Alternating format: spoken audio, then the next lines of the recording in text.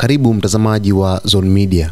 Taarifa ambayo imetufikia hivi punde ni kwamba Waziri Mkuu wa Israel Benjamin Netanyahu kwa sasa yupo kwenye kikao cha baraza la mawaziri linaloshughulikia masuala ya usalama na sera za nje, wakati taifa likikabiliwa na hali ya taharuki ya kijeshi.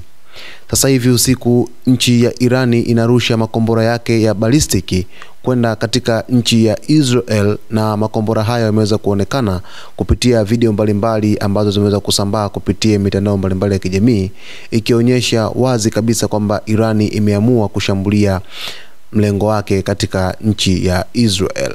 Hatua hizi zinakuja kufuatia Israel kuanza mashambulizi katika nchi ya Irani, ambapo iliweza kusababisha kuuawa kwa makamanda wakuu wa ngazi ya juu kabisa katika jeshi la Iran. Netanyahu ameamua kukaa kikao ili kuweza kuzungumza kuhusiana na mustakabali wa nchi yake ya Israel, kutokana na kile ambacho kinaendelea katika nchi yake hiyo, kutokana na usalama kuonekana kuwa finyu siku hadi siku.